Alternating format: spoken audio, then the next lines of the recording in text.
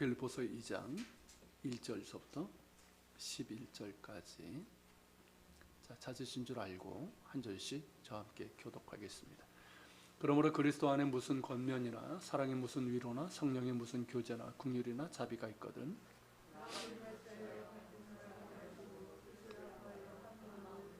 아무 일에든지 다툼이나 허용으로 하지 말고 오직 겸손한 마음으로 각각 자기보다 남을 낮게 여기고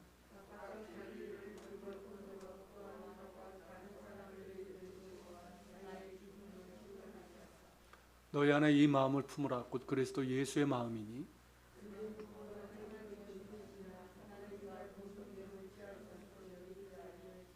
오히려 자기를 비워 종의 형체를 가지사 사람들과 같이 되셨고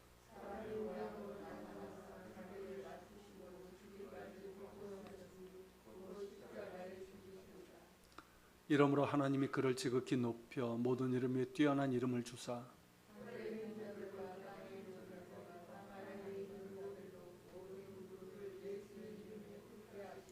다 같이 모든 입으로 예수 그리스도를 주라 시인하여 아멘.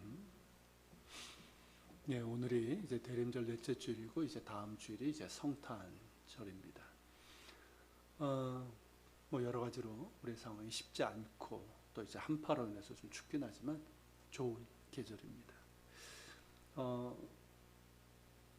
하나님의 사랑 이야기를 우리가 할 수 있기 때문에 그런 것 같습니다.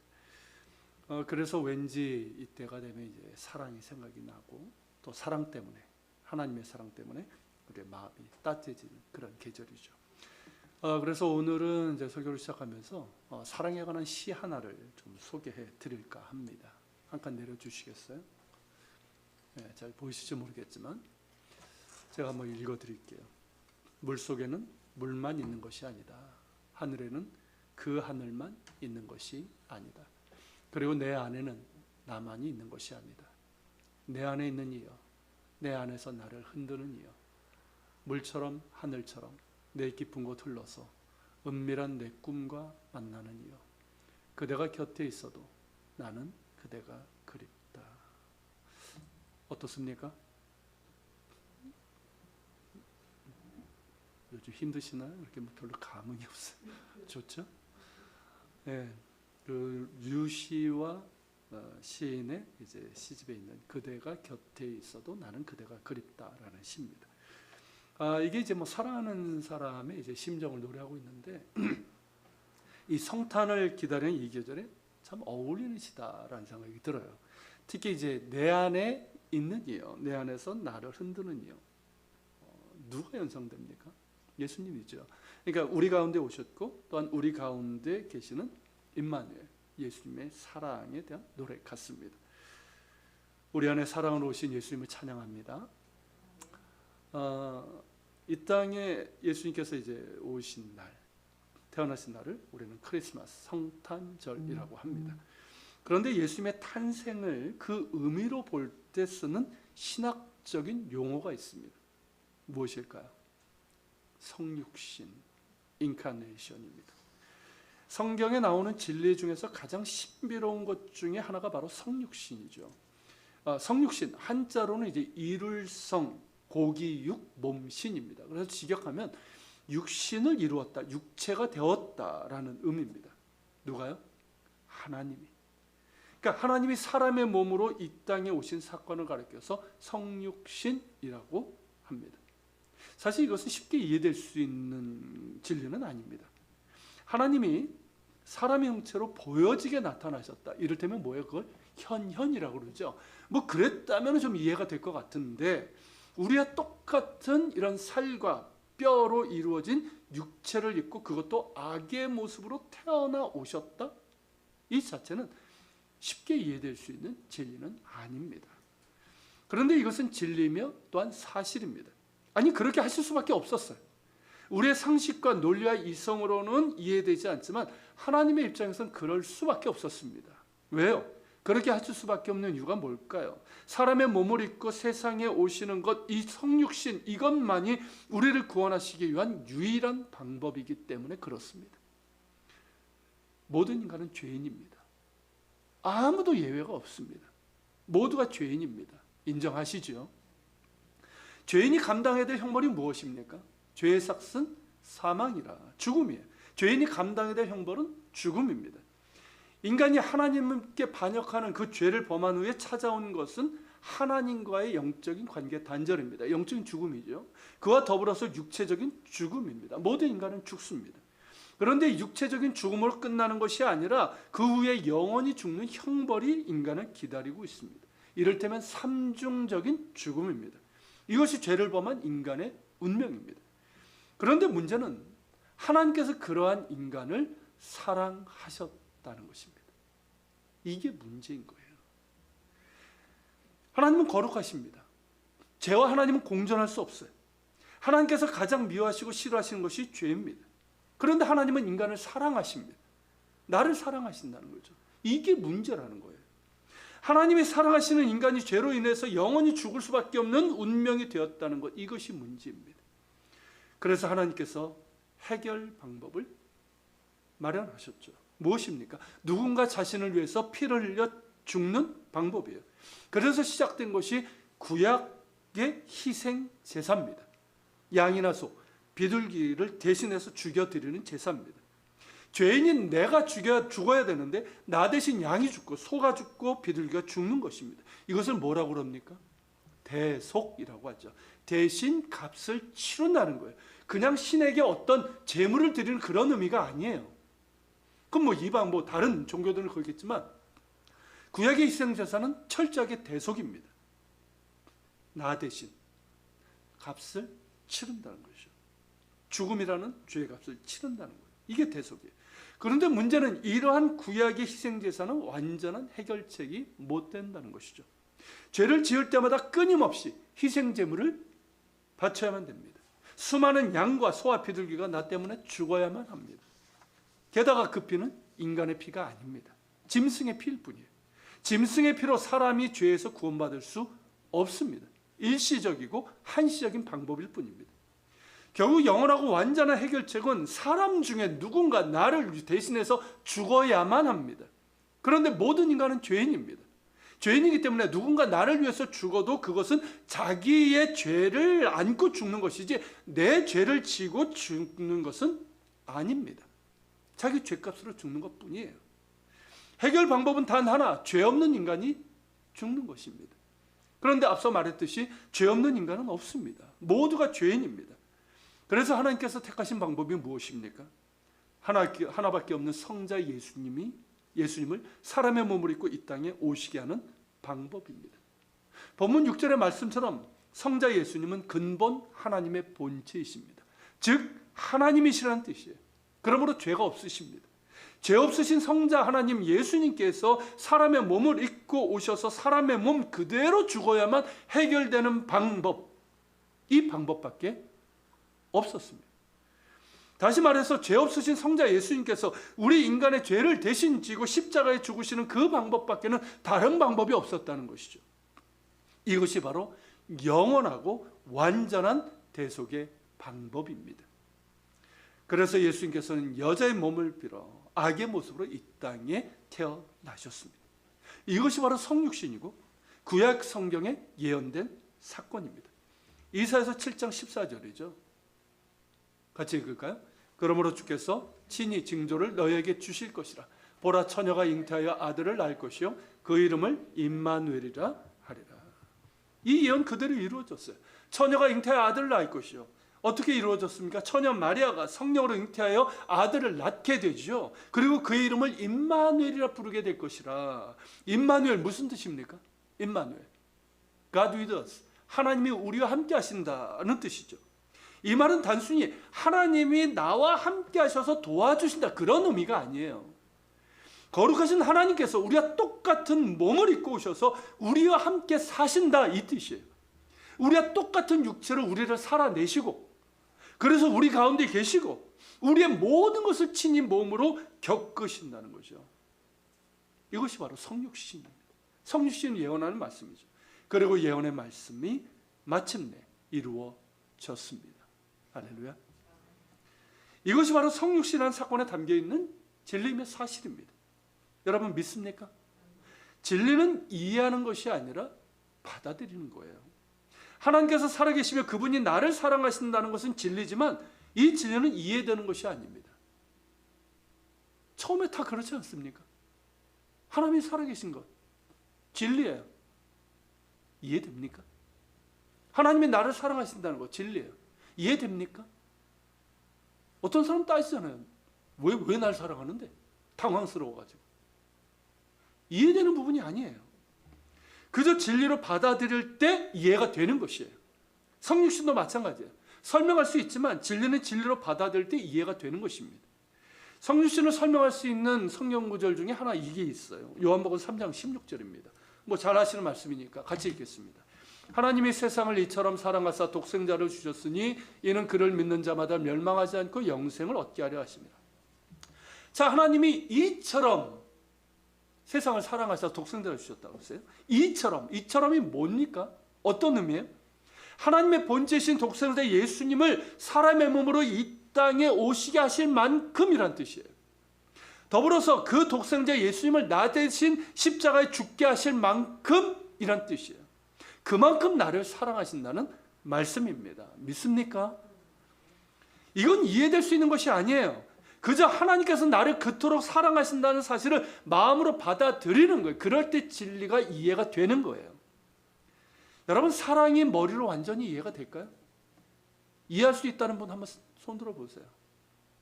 뭐 호르몬, 남녀간의 사랑 그런 얘기하는 거 아니에요. 그 이상의 사랑을 얘기하는 거예요. 자, 내가 누군가를 정말 사랑합니다. 너무나 사랑해서 그 사람에게 모든 걸 다 주고 싶어요. 그 사람을 위해서 죽을 수 있어요. 이것이 설명되나요? 설명할 수 있습니까? 왜 그렇게 자신의 모든 것을 주려고 하느냐고, 왜 그 사람을 위해서 죽으려고 하냐고 물을 때 뭐라고 설명할 수 있습니까? 사랑하니까. 이것밖에 없어요. 하나님께서 나를 위해서 독생자를 보내셔야만 했고, 예수님 역시 나 때문에 하나님으로서의 영광의 자리를 버리시고 이 땅에 오셔야만 하는 이유가 무엇이냐고 한다면 사랑하니까.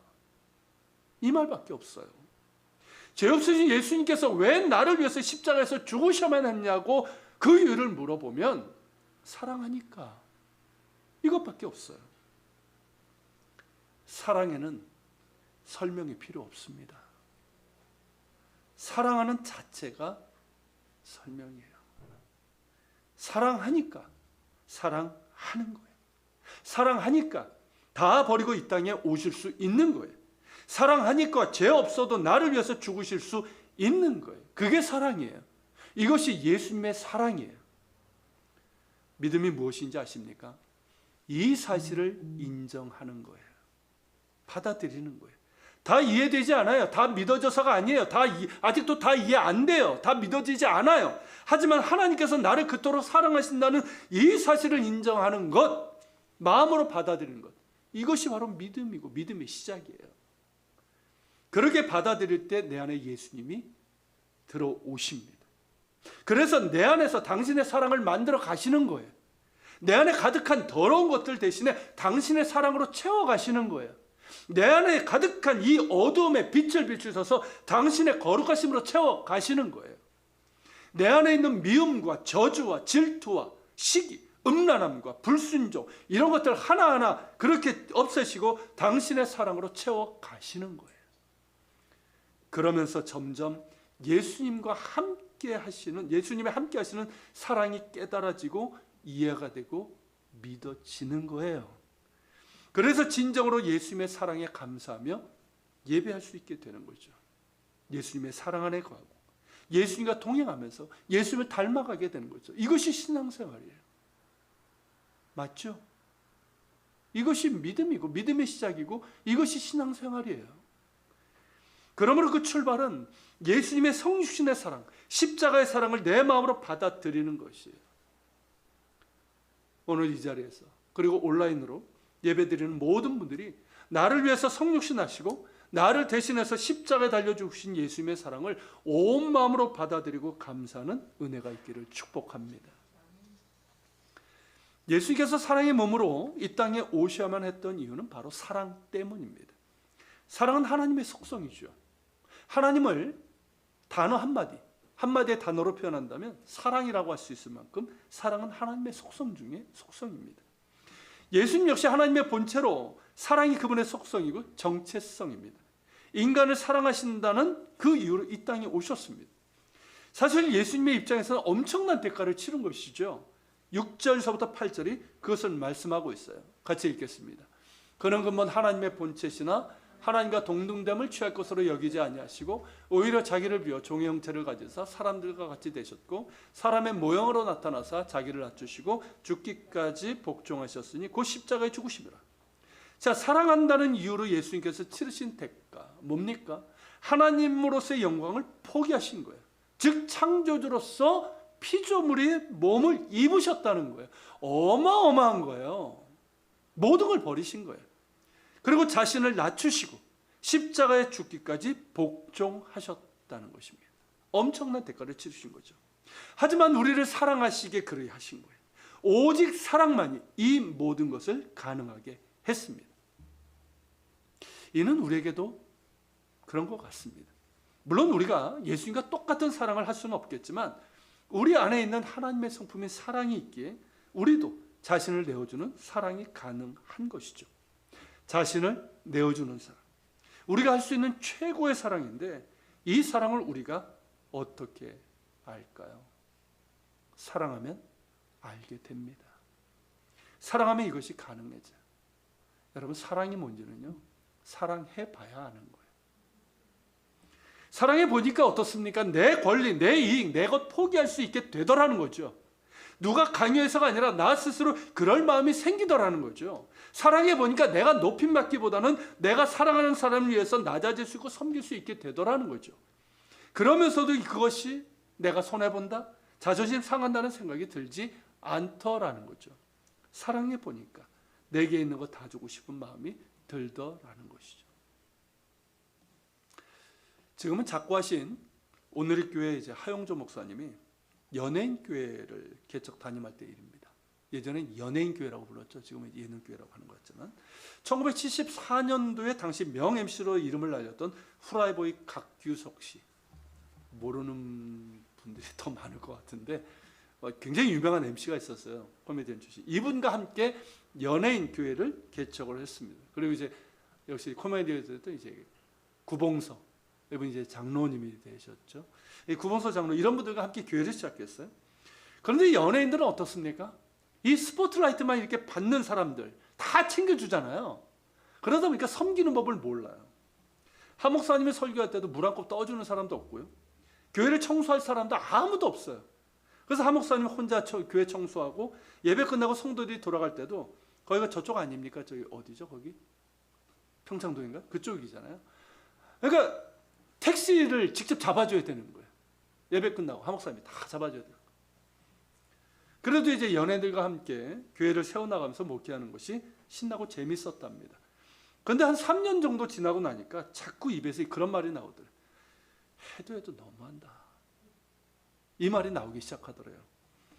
그래서 얼마 더 지나고 나니까 도저히 못 견뎌서 도망가려는 마음을 갖게 됩니다. 합법적으로 도망가는 방법은 유학이니까. 그래가지고 성도들 모르게 입학 허가서 장학금까지 다 받아놨어요. 그리고 이제 하나님께 결제를 받아야 되니까 산에 가서 이제 금식 기도를 드렸답니다. 하나님, 저 가겠습니다. 기도하는데 기도응답이 주어졌어요. 뭘까요? 안 된다는 거예요. 그래서 그랬답니다. 하나님, 이 사람들 해도 너무합니다. 그러자 하나님께서 하 목사님 마음속에 이런 응답을 주시더랍니다. 언제는 안 그랬냐? 언제는 안 그랬냐? 그때 깨달았다는 거죠. 변한 건 그들이 아니라 누구? 나. 자신이라는 것을 깨달은 거예요. 연예인 성도들이 그때나 지금이나 똑같아요. 달라진 거 하나도 없어요. 근데 변한 건 누굽니까? 그들이 아니라 자신이었다는 거죠. 사랑이 없으면 허물이 보입니다. 언제나 허물이 없었습니까? 허물은 언제나 있었어요. 그때나 지금이나. 그런데 그때는 안 보였어요. 왜? 사랑하니까. 사랑하니까 안 보였을 뿐이에요. 그런데 지금은 보이더라는 거죠. 무엇을 깨달았을까? 자신의 사랑이 식어진 거예요. 그래서 한 목사님은 자신의 사랑 없음을 회개하고 하나님의 사랑을 구하면서 다시 사랑을 회복하고 하나님께서 떠나라고 하실 때까지 연예인들을 사랑으로 섬겼습니다. 사랑하면 자기의 것을 내어주어도 그것을 손해본다는 생각을 하지 않게 됩니다. 사랑하면 자기가 낮아져 섬겨도 자존심 상한다는 생각을 하게 되지 않습니다. 사랑하면 상대방의 무례한 행동이나 생각 없이 내뱉은 말도 감당할 수가 있습니다. 이해될 수가 있어요. 사랑하면 허물을 보지 않습니다. 정확하게 말하면 사랑하면 허물임에도 불구하고 그것이 허물로 보이지 않고 설령 허물로 보일지라도 그것 때문에 내가 그 사람을 사랑하고 이해하고 섬기는데 장애가 되지 않습니다. 그래서 사랑은 허다한 허물을 덮는다라고 말씀하는 거예요. 제가 예전에 이제 청년들을 섬겼을 때였는데 교회가 이제 전통적인 교회였고요. 그래서 어른들 가운데 청년들을 못마땅히 여기는 분들이 좀 있었어요. 그러니까 주일날 교회하는 복장도 마음에 안 들고, 그때는 막 이제 청년들 막 이게 머리 염색하는 게 유행이었거든요. 막 그렇게 오고 뭐 이렇게 뭐 반바지 슬래퍼 신고 오는 애들도 있고, 예배라고 드리는데 뭐 전자 기타에 드럼에 시끄럽고 이게 예배지 딴따란지 뭐 마음에도 안 들고, 헌금은 별로 안 되는 것들이 그다지 예산은 뭐 이렇게 많이 달라고 하는지 마음에 안 들고, 도무지 청년들이 마음에 안 드는 그런 분들이 있었어요. 제가 하루는 주일 오후 예배 때 이런 설교 중에 이런 얘기를 했습니다. 청년들 가운데 보면 머리를 노랗게 물들인 애들이 있어요. 파랗게 물들인 애들도 있었어요. 그리고 이제 여자 자매들은 모르겠는데 남자 청년들 가운데도 귀걸이 하고 있는 애들이 있었어요. 그때 그런 것들이 좀 유행이었습니다. 이들을 볼 때 마음이 드십니까? 아마 아닐 겁니다. 근데 조금 다르게 생각하면 노인분들이 하얀 머리 검게 염색하는 것과 다를 게 뭐가 있을까요? 자, 노인분들이 빨간 옷 이렇게 화려하고 막 이런 옷 치장하는 것과 같은 것 아닐까요? 둘 다 멋있게 보이려고 하는 것 아닐까요? 예뻐 보이려고 하는 것 아닐까요? 어른들이 볼 때는 청년들이 그렇게 하는 것이 왜 저러나 마음에 들지 않을지 몰라도 청년들도 사실은 예쁘게 보이려고 멋있게 보이려고 그러는 겁니다. 그러니 청년들이 그렇게 하고 오더라도 어여쁘게 봐주시고 넓은 마음으로 이해해 주세요. 뭐 이런 얘기를 했어요. 그러니까 청년들을 사랑하면 그것이 허물로 보이지 않습니다. 솔직히 눈에 좀 거슬릴 땐 있어요. 없는 거 아니에요, 사실. 그렇지만 그것 때문에 청년들을 함부로 판단하고 정죄하고 꾸짖지 않는단 말이죠. 그것이 청년들을 이해하고 섬기고 사랑하는데 장애가 되지 않는다는 것이죠. 이게 사랑이에요. 그리고 은혜 받으면 좀 바뀌어요. 설령 뭐 바뀌지 않더라도 뭐 어떻습니까? 그렇지 않아요? 만약 하나님께서 우리의 허물을 허물로만 봤다면 성육신이 가능했을까요?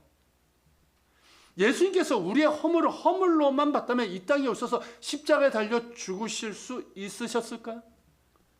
만약 하나님께서 우리의 허물을 허물로만 봤다면 우리 가운데 살아남을 수 있는 자들이 있을까요? 사랑은 허다한 허물을 덮는다고 했습니다. 이 말은 허물이 없다는 뜻이 아니잖아요. 허물을 못 본다는 말도 아니에요. 분명히 허물이 있어요. 허물이 보여요. 그렇지만 그 허물 때문에 내가 그 사람을 판단하지 않아요. 그 허물 때문에 내가 그 사람을 지적하고 정죄하지 않아요. 그 허물 때문에 내가 그 사람을 이해하지 못하고 섬기지 못하고 사랑하지 못하는 것이 아니에요. 그 사람의 허물이 내가 그 사람을 사랑하고 섬기는 데 있어서 조금 더 장애가 되지 않아요.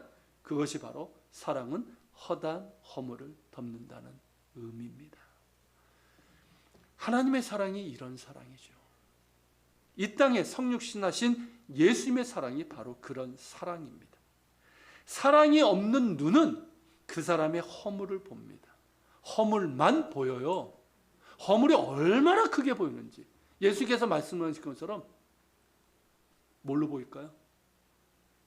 그 눈에 기둥처럼 보인단 말이죠. 단점만 봅니다. 실수만 봅니다. 그러나 사랑으로 가득한 눈은 그 사람의 허물이 보여도 그 허물을 사랑으로 덮을 수 있어요. 사랑으로 그 허물을 덮을 때 그 허물이 비로소 고쳐질 수 있는 거예요. 이것이 사랑의 힘입니다. 예수님께서 나를 사랑하셨습니다. 사랑하십니다. 나를 있는 모습 그대로 받아주셨습니다. 할렐루야. 이게 예수님의 사랑이에요. 나를 있는 모습 그대로. 이 말은 뭐예요? 내게 있는 허물, 내게 있는 단점, 상처, 이 모든 것들을 있는 그대로 받아주시면서 사랑하신다는 거죠. 내가 실수해도, 내가 여전히 허물이 많아도 예수님은 나를 사랑하십니다. 포기하지 않으십니다. 그런데 그 사랑이 나를 더욱 허물이 많은 사람으로 만드는 것이 아니라 허물이 줄어드는 사람으로 바꾸신다는 거예요. 맞죠?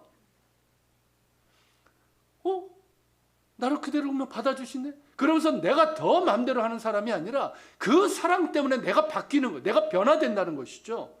예수님의 사랑이 나를 변화시킵니다. 나를 예수님 닮은 사람으로 만들어 가십니다. 이것이 사랑의 능력이에요. 그렇다면 여러분, 우리가 서로를 섬긴다고 하고 또 사랑한다고 할 때 우리가 어때야 할까요? 어떠해야 할까요? 5절에서 이렇게 말씀합니다. 너희 안에 이 마음을 품으라. 곧 그리스도 예수의 마음이니.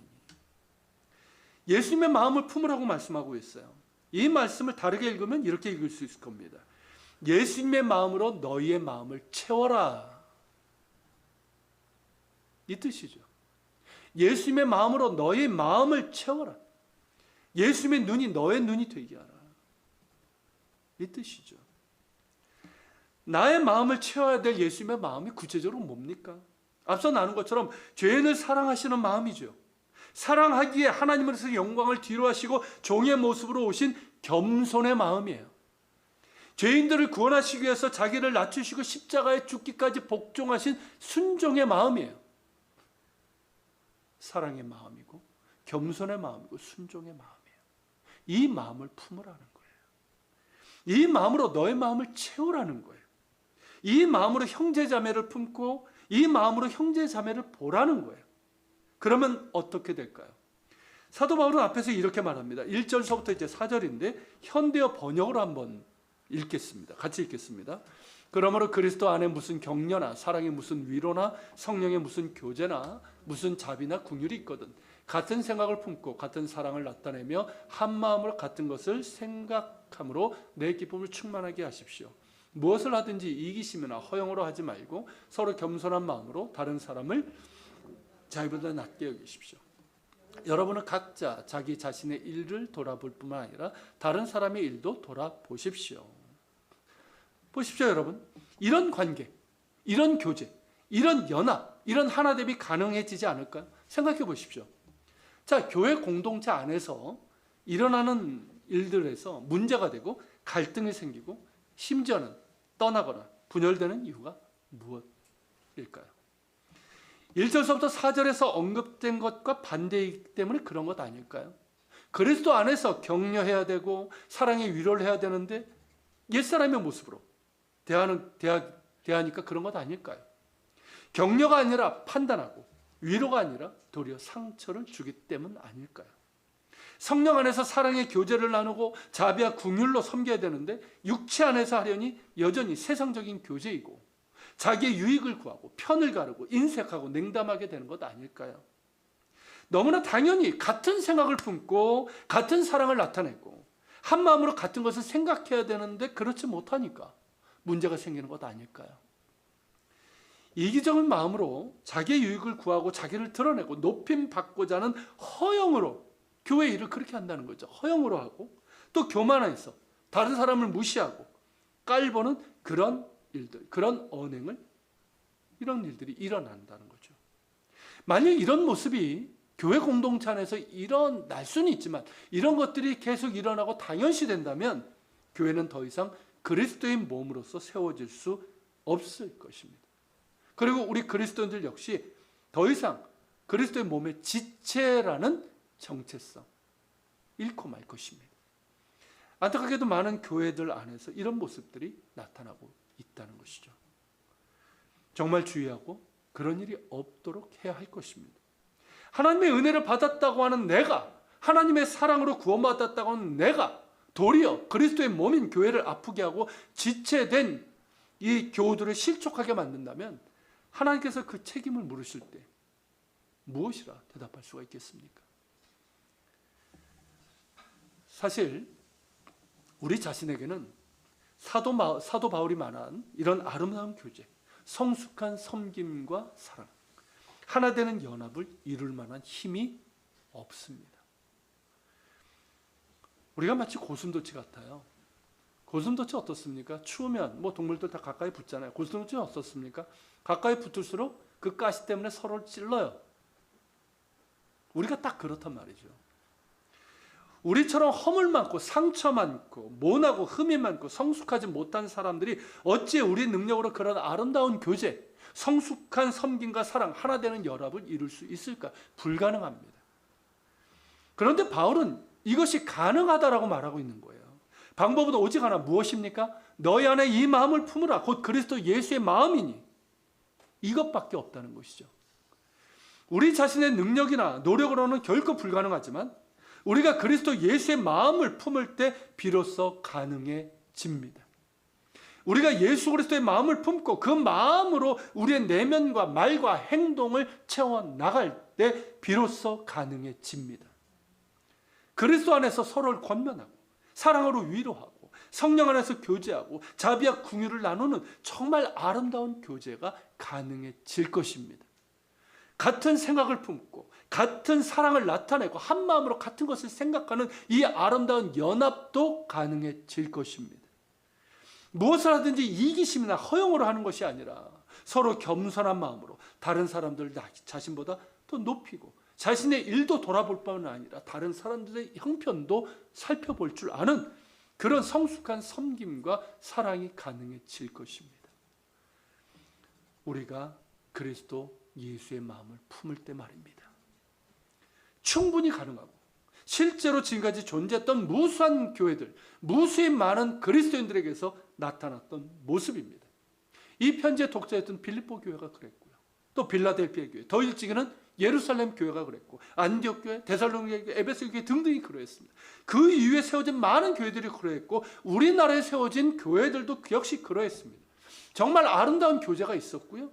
성숙한 섬기가 사랑이 있었고 하나 되는 연합을 통해서 그리스도의 몸인 교회를 건강하게 세워나가고 그래서 많은 영혼들을 주님께 인도하고 하나님께 영광을 돌린 교회들이 많았습니다.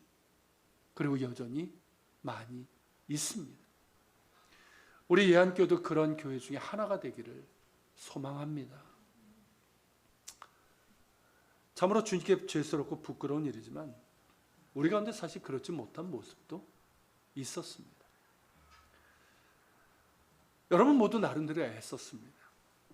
여러분들이 애쓰고 또 섬겼고 격려하고 위로하고 사랑한 것 잘 압니다. 그래서 담임 목사로서 감사드립니다. 하지만 부족했던 것도 사실입니다. 아니 언제나 우리는 부족합니다. 저는 더더욱 그렇고요. 우리의 노력이나 우리의 애씀이나 우리의 능력으로 되는 것이 아니기 때문입니다. 그러기에 더욱 오늘 말씀을 기억하면서 우리 안에 이 마음, 곧 그리스도 예수의 마음을 품기를 원합니다. 여기엔 엔딩이 없어요. 끝이 없어요. 이 정도면 됐지가 없습니다. 계속 예수님을 바라보면서 예수님의 마음을 품어야 됩니다. 날마다 십자가 바라보면서 예수님과 동행하면서 예수님의 마음이 무엇인지를 알아가고 배워야 합니다. 예수님의 겸손과 사랑과 순종을 배워가야 합니다. 닮아가야 됩니다. 예수님의 마음으로 우리의 마음이 날마다 채워지도록 말입니다. 그러게 된다면 비록 지금 남아있는 우리의 수가 얼마 되지 않는다 할지라도 우리는 능히 아름답고 건강한 그리스도의 몸된 교회를 세워나갈 수 있을 것입니다. 우리의 노력과 능력 때문이 아니라 우리 안에 품은 그리스도의 마음 때문이고 우리 안에서 역사하시는 성령의 일하심 때문입니다. 사랑하는 여러분, 그리스도 예수의 마음을 품읍시다. 우리의 내면을 예수님의 마음으로 채워나갑시다. 채워나가는 거예요. 이게 신앙생활이에요. 이게 교회 다니는 이유예요. 우리의 말과 우리의 행동에도 예수님의 마음으로 채워나가는 거예요. 그래서 정말 말로만 고백하는 것이 아니라 내 안에 사는 이 그리스도시니 정말 그것이 사실이 되는 그런 변화와 성숙한 능력이 나타날 수 있기를 바랍니다. 그래서 우리를 부르신 주님의 뜻대로 정말 아름답고 건강한 교회 공동체를 세워가고 많은 영혼들을 주님께 인도하고 하나님께 영광을 돌릴 수 있는 우리 모두가 되기를 바랍니다. 바로 이것이 우리가 이루어 가야 할 성육신의 모습일 것입니다. 같이 기도합시다. 오늘 말씀을 기억하면서 같이 기도합시다.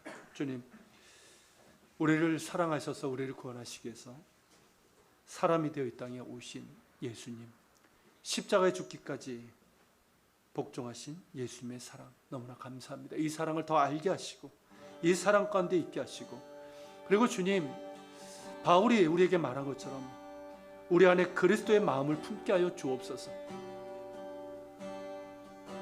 그저 나만 알고 이기적이고 옛사람의 그런 마음이 아니라 예수님의 마음을 품고 우리의 내면을 예수님의 마음으로 채워나가게 하여 주시고, 우리의 말과 우리의 행동에서도 우리의 섬김에서도 예수님의 마음을 채워갈 수 있는 저희들 되게 하여 주시옵소서. 우리 같이 기도하며 주님 앞에 나갑시다. 사랑하는 주님, 이 시간에 이 땅의 아버지 우리가 하나님의 사랑을 또 하나님의 사랑을 이 사랑을 알게 하시고 이 사랑을 믿게 하여 주시고 이 사랑으로 하나님 저희들이 사랑합니다. 특별히 주님, 저희들이 원하는 우리 안에 아버지 하나님 그리스도 예수의 마음을 품게 원합니다. 그리스도 예수의 마음, 이 마음을 품게 하여 주소서. 나의 내면, 나의 말과 나의 행동 가운데, 나의 성격과 나의 아버지 하는 모든 것 가운데 예수의 마음으로 채워지기를 원합니다. 그래서 주님, 나의 모든 것들을, 내가 행하는 모든 것들을, 특별히 내가 참으로 사랑하고 하는 모든 것들을 주님 모습이 나타나게 하여 주시고, 그래서 하나님, 우리 이 적은 우리를 통해서 정말 아버지 하나님 주께서 우리의 말씀 뜻에 따라 건강하고 아름다운 그런 교회 공동체를 세워나가게 하여 주시고, 또한 주님, 많은 분들이 함께 하나님께 얻어낼 수 있는 저희들이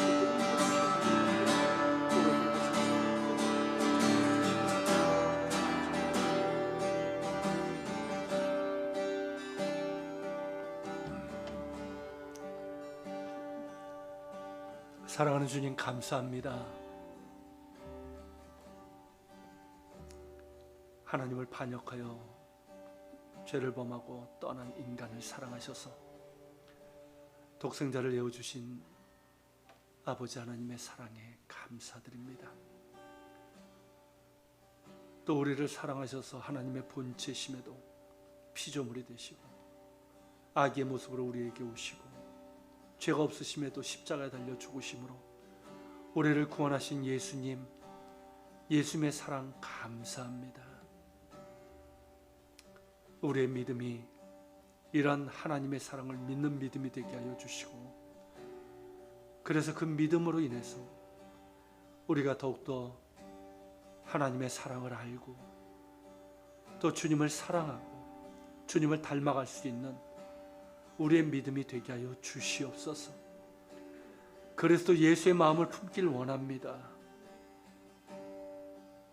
우리같이 허물이 많고 모나고 상처 많고 부족한 사람들이 어찌 하나님 빌립보서에 있는 그런 아름다운 교제, 성숙한 섬김과 사랑, 하나 되는 연합을 이룰 수 있겠습니까? 불가능합니다. 그러기에 그리스도 예수의 마음을 품길 원합니다. 우리의 내면을 예수님의 마음으로 채우길 원합니다. 내 입술의 말과 나의 행동과 나의 섬김과 봉사와 내가 하는 모든 것을 예수님의 마음으로 채우길 원합니다. 그런 가운데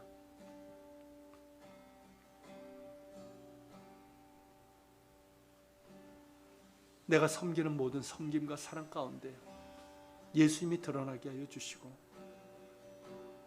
또 하나님 예한교회라고 하는 이 작은 공동체, 그러나 정말 아름답고 성숙하고 건강한 그런 공동체로 세워나갈 수 있도록 도와주시고, 그래서 하나님께 영광 돌리고 많은 영혼들을 주께 인도할 수 있는 우리 모두가 되게 하여 주시옵소서. 오늘도 주님 앞에 감사의 예물을 드립니다. 10의 1조를, 감사의 예물을, 선교의 예물을, 주일의 예물을 드립니다. 흠양하여 주시고 축복하여 주시옵소서. 이것이 쓰여지는 것마다 오병이어의 기적이 나타나게 하시고 하나님의 영광이 드러나게 하여 주시옵소서. 이제는 우리 주 예수 그리스도의 은혜와 아버지 하나님의 그 크신 사랑과 성령님의 감화 감동 교통 역사하심이 우리를 사랑하셔서 이 땅에 오신 예수님의 사랑을 알고 그러기에 더욱더 그리스도 예수의 마음을 품고 사랑하며 섬기고 교제하고 하나 되는 연합을 이루어 주님 기뻐하시는 교회 공동체를 세워나가고 하나님께 영광 돌리길 원하는 우리 모든 지체들 머리 위에 우리 예한교회와 이 땅에 있는 교회들, 조국 대한민국과 북한 땅, 이스라엘과 우크라이나 땅 위에 세계 곳곳에서 복음을 전하는 선교사들과 박해적에 있는 그리스도인들 머리 위에 함께 하시기를 간절히 축원하옵나이다.